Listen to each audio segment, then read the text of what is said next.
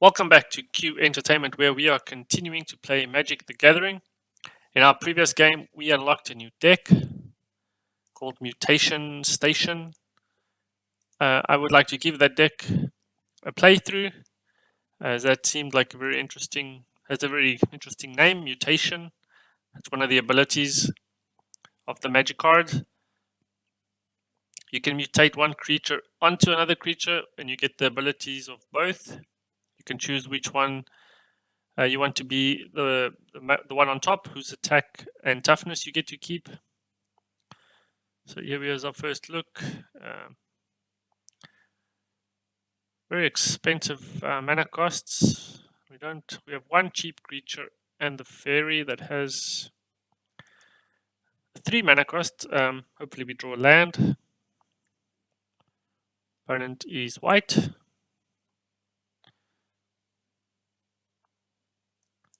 Okay, we can play a mysterious egg. That says whenever this creature mutates, put a +1/+1 counter on it. So I assume the idea is to have the same creature mutate multiple times. And they've added 2/2s on +2/2 onto their cat.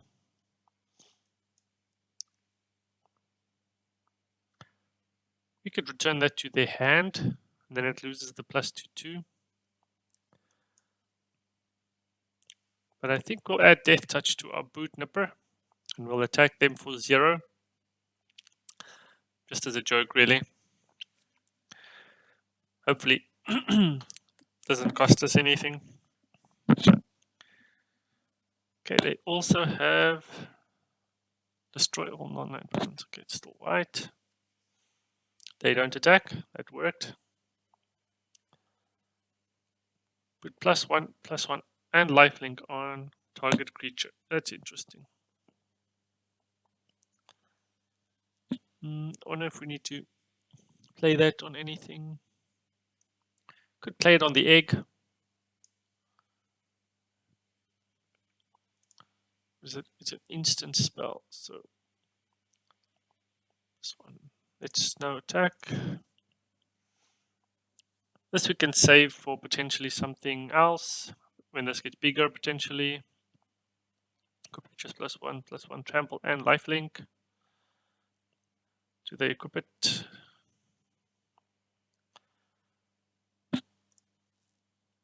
Okay, they do. That's where we say no.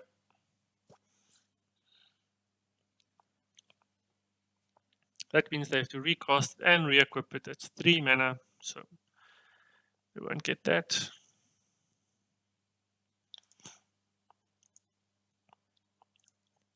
Yes, let's just attack with the Boot Nipper. Do they block? Nope. We don't need to play this yet either.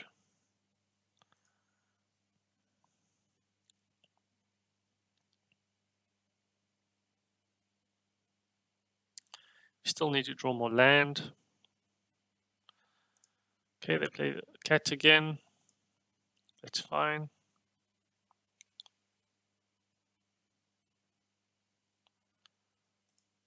They add it to the cat.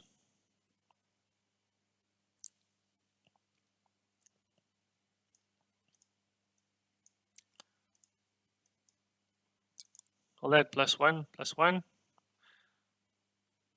They lose their priest.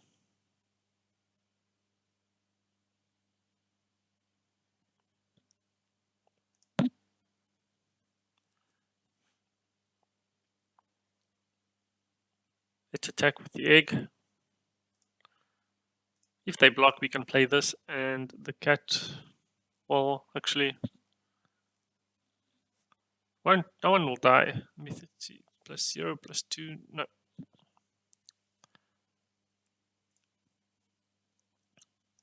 Okay, that was a bit of a mistake. They both just gained a life. He gained 2 life.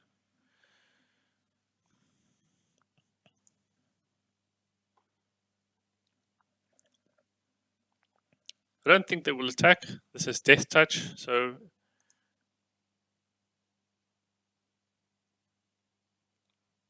not really sure what the benefit of that was. Just to use their mana, I guess.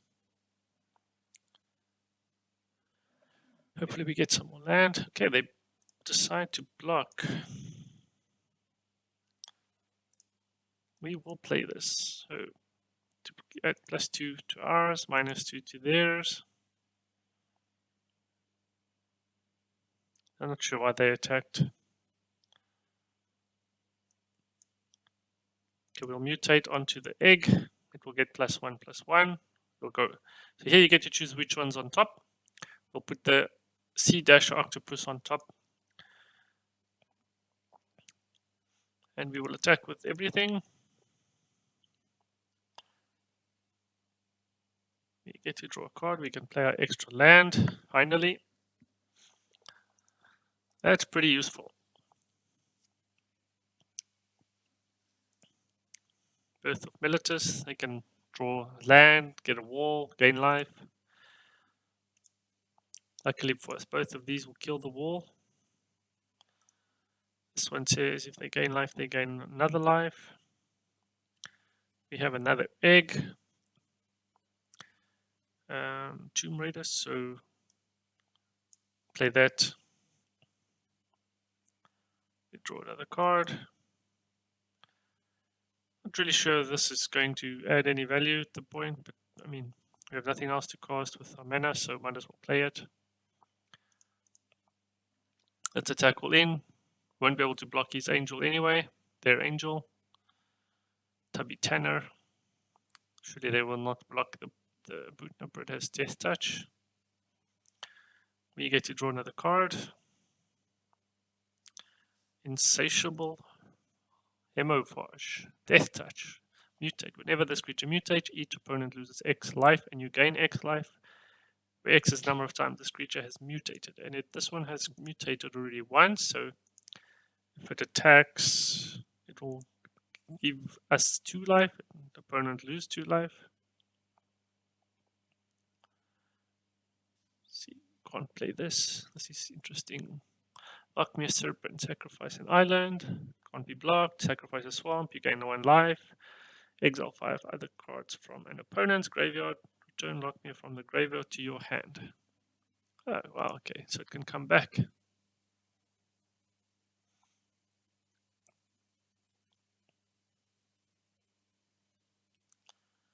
Why did they not play the 1, 2, 3? So didn't have mana, I guess. No need to block, they have trample.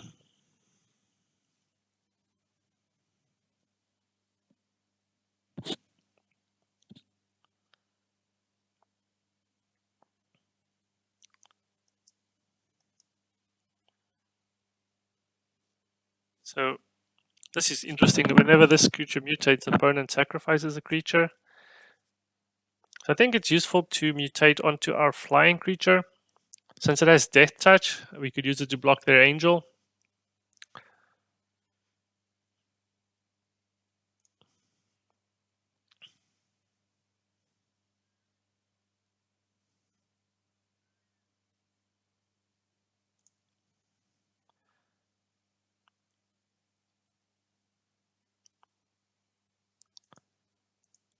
I really want them to block. I want them to lose the wall. I have a feeling they probably won't. I want to block the Sea Dasher. Although they might block this to kill it, since they do 1 damage.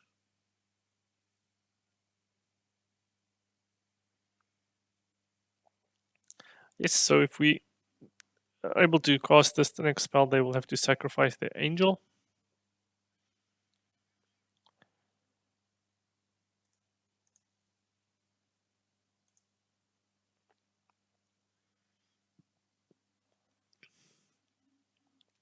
That's okay.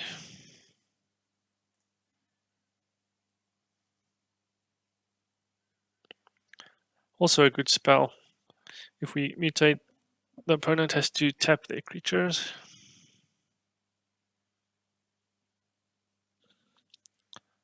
We could just cast this, kill their creature.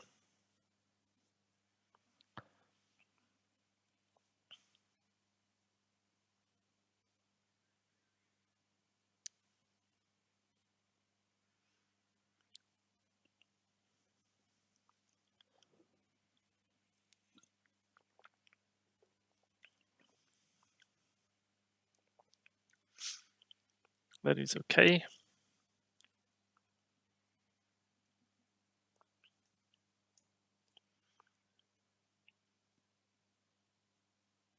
Let's play the Lockmere Serpent. What do they have here? They will get something back from their graveyard, probably this angel. That's okay. If it gets that far, we can play the Harvester, which will make them have to sacrifice the creature.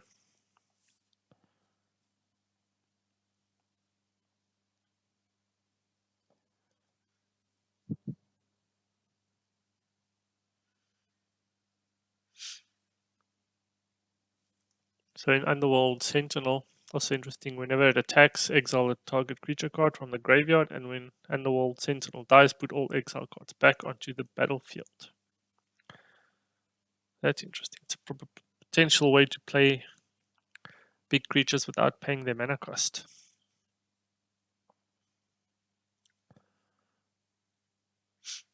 So let's play this. Turn something into a 7/7 creature. And that will be the game. I mean, I think it was the game already. Submit 0. There's no one to tap.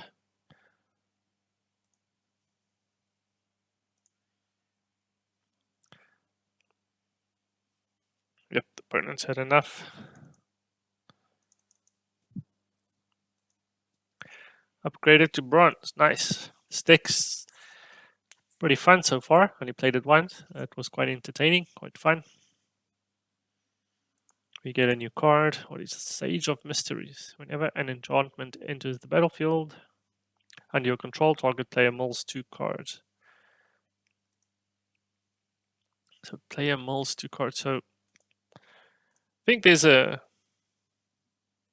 number of cards that do the mull. So obviously, I guess there would be decks that sort of the strategy is to get the opponent to mull all their cards away, because once you have no more cards left on your deck, you automatically lose the game. Okay, we have 4 mana, 4 lands, bunch couple of creatures. Should be great, should be perfect. We'll play the egg. Hopefully we can draw some cards to mutate onto this mysterious egg. So whenever the creature mutates, we get a +1/+1. Tomb Raider, we draw another card. What's its boot number? I think we'll play the boot number instead. It's a 2 mana cost. We'll put Death Touch on it. Always like Death Touch. It's a good tactic to use against creatures that are big to block. For example, the Robber of the Rich. Even something like a Faceless Haven. Okay, what can we play? We can play the Tomb Raider to draw a card. For potentially next turn, we could mutate this onto our egg if we play the egg now. So what's your 1, 2, 3, 4? If we play this, we can draw a card.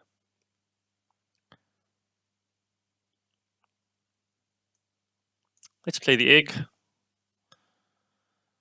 Not the best use of mana, but I'd like to be able to mutate next turn. We'll draw a card anyway.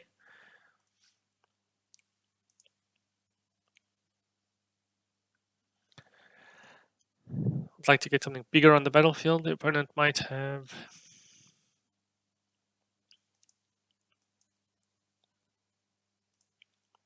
something like a Shock, Bone Crushing Giant. 7.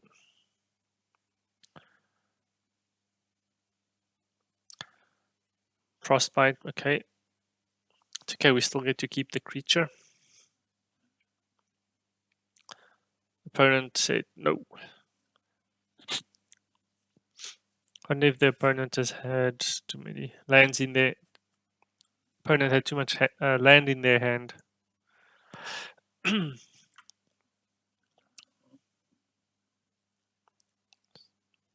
Red is typically more aggressive. Usually they lead people to concede. Not sure why that opponent conceded. But we got the win nonetheless. So we'll move on. Focus. We have 3 mana, an egg. So lots of creatures, nothing to mutate. We have this mutate spell, but we don't have a blue land. So this will play the egg. We have an eliminate spell. We can cast should the opponent play something.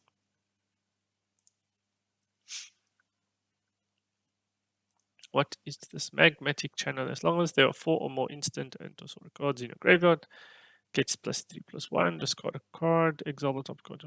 I think we will just eliminate that.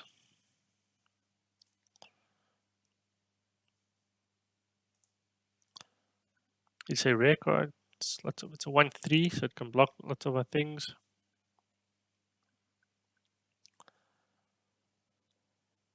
So it will become a 4/4 once there are 4 or more instant or sorcery cards in their graveyard. I mean that's a lot of cards, but they have another one, so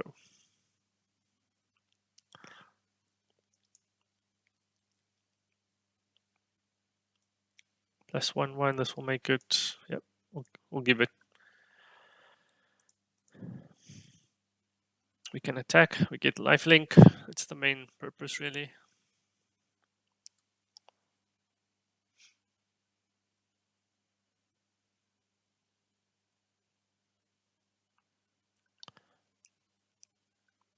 Opponent might have frostbite, so I mean, yeah. Polywog Symbiote. Each creature spell you cast cost 1 less if it has mutate. Whenever you cast a creature spell, if it has mutate, draw a card, then discard a card. Interesting. But we need blue mana.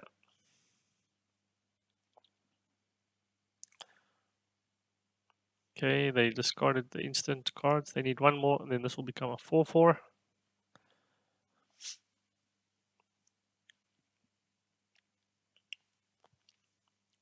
They discard a card. Exile the top 2 cards of that. They discard a land card. Interesting. Okay, now that's a 4/4. We have a blue land.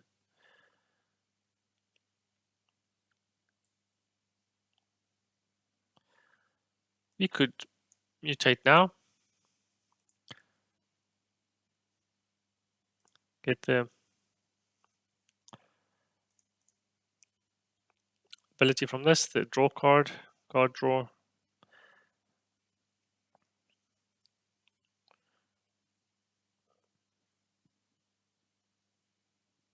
So next turn we could cast this for 2, and because of this we could then also cast this for 2, I think. If I'm not mistaken.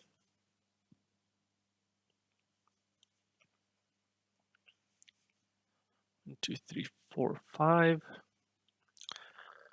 We could play this also. It's a 4/5. Can block these.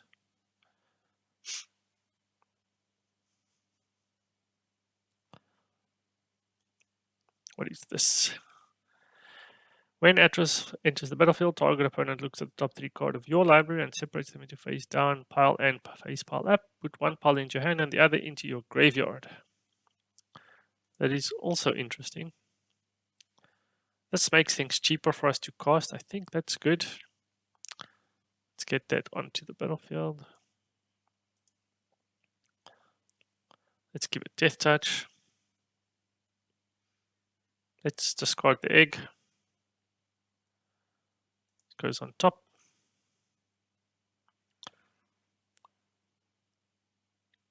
Do we attack?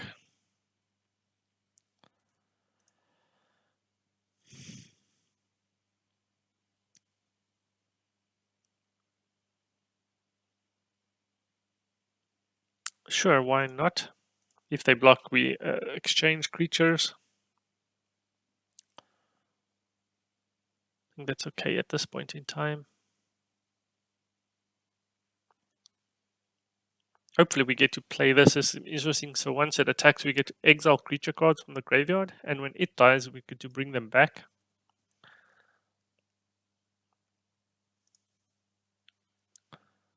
Okay, the opponent plays a Urin Crag Pyromancer. Whenever you draw your second card each turn, it deals 3 damage to any target. Not great at all.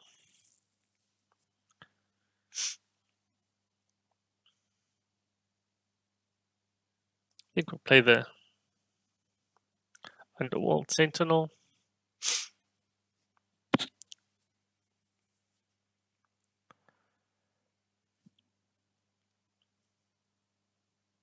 We now have a couple of creature cards to exile.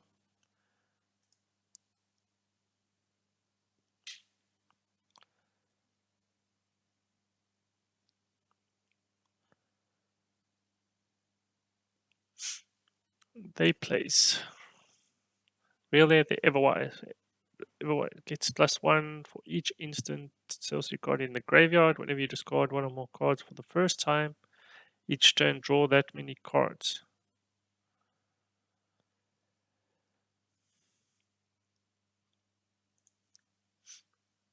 Oh my goodness, there's so much card draw going on.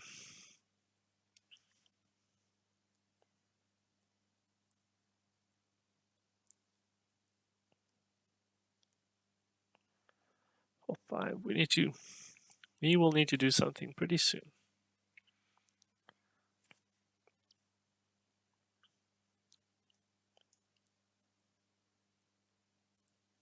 Let's gain some life. Let's play this.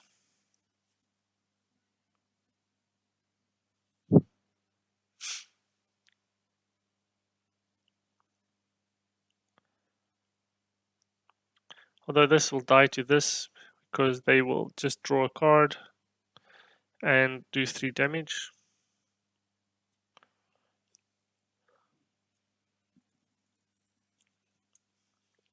I think the opponent is reading the card. Okay, they choose to either give us 2 lands or a mysterious card. Let's take the mysterious card. Whenever this creature, each opponent sacrifices. This is the great card. Perfect. So they will have to sacrifice a creature. But if we attack with this one, they might block just so that we don't have a creature and then use this little trick here to play that, but we'll attack.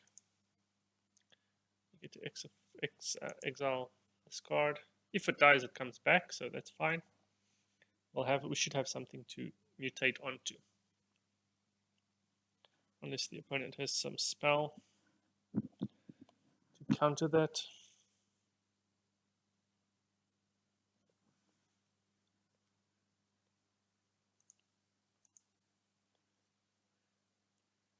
They are probably thinking whether or not they should block. They decided not to. This thing is getting really big. It would be nice to draw a murder card or another eliminate. What did we spend that eliminate on? We killed their channeler.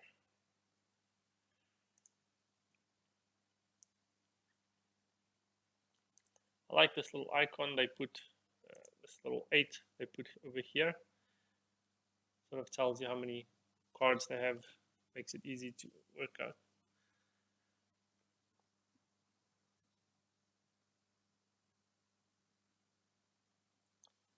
Oh my goodness, they do tons of damage, draw lots of cards, lots of things going on.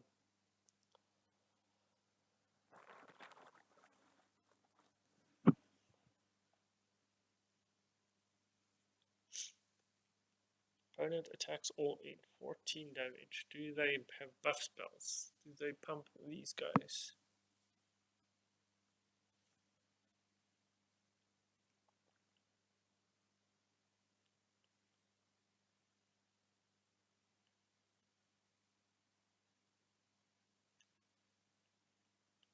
If they get to activate this ability again, we are dead.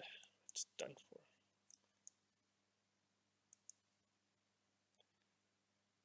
I mean, how many does this take? It takes all of our mana. 4, 5, 6, 7, 5. I mean, this would be. We need to block 2 at least. Although this activation would end us. Yeah, don't think when this attacks exiled creature control the graveyard. Yeah, I think it's the end. I mean, the opponent can just activate this ability and draw a card. Or now we don't even have blockers, so yeah, that's pretty much the end.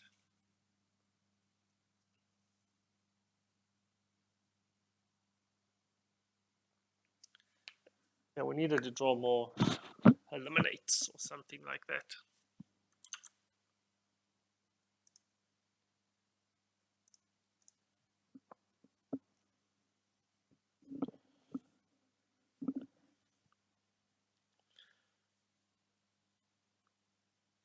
Let's play one more. The deck seems to be quite fun. The deck is quite fun. It's interesting mechanic in the game. Mutation. You could have potentially average creatures or creatures with a specific ability and then mutate them and give them an additional ability. Okay, we have lots of land but nothing to cast for quite some time. Guess we'll keep this. This can mutate on turn 3. Maybe we draw into a smaller creature, the egg maybe, the flying creature.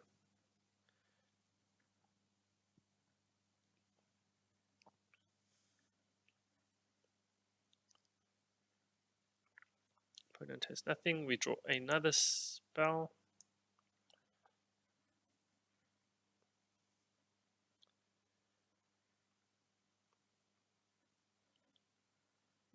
Opponent has a flying creature. Creatures with flying cost 1 less, and whenever another creature with flying enters the battlefield, Watcher of the Sphere gets +1/+1 until end of turn. We still cannot cast anything. Next turn we can play our insatiable Hemophage.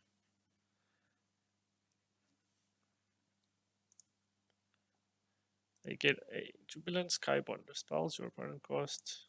Target this creature costs 2 more to cast. Creatures with flying have spells your opponent's cost. The target creature costs 2 more to cast. So yeah, we need to have flying soon.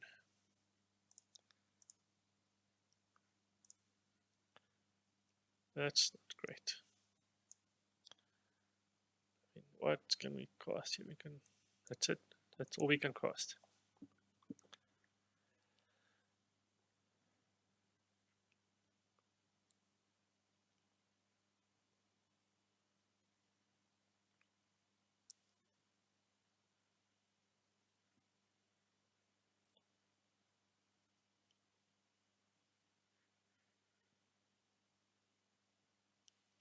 Basically, creature spells are costing him almost nothing now. Winged birds. Okay, we have a flying creature. I wonder if the mutate will give this creature flying.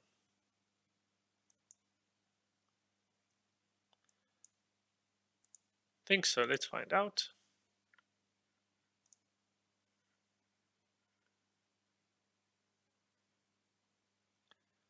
We will not attack. We will block whatever they throw at us. Sea Dash Octopus. When this creature deals combat damage to a player, draw a card.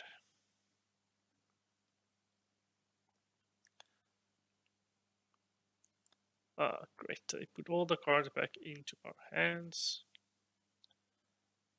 So this could cost 4 to mutate. 2 to mutate. 2 and 5. That's 6, 3, 4, 5. Maybe we draw another land. If we draw another land, we could potentially play this again. This costs 4 and 4 to mutate. So I guess this,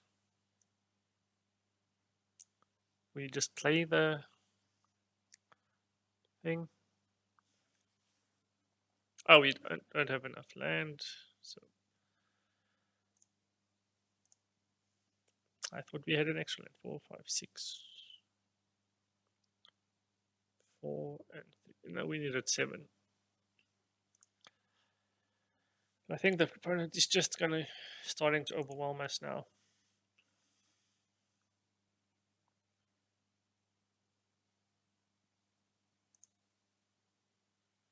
And I don't even think we can cast this, to be honest, on their creature.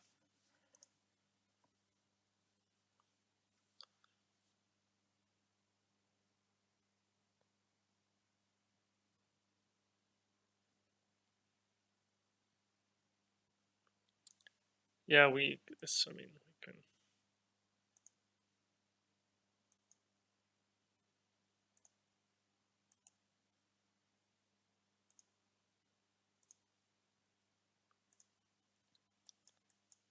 Okay, it won't let us play that.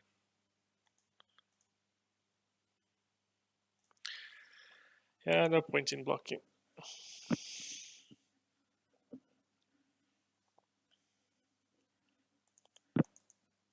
I think most decks will struggle with flying because the only way to get to counter flying is with either other flying creatures or eliminate sort of spells. Flying is quite a good. That was a good mechanic. But I think I'll end it there for now. I hope you enjoyed this video. See you in the next video.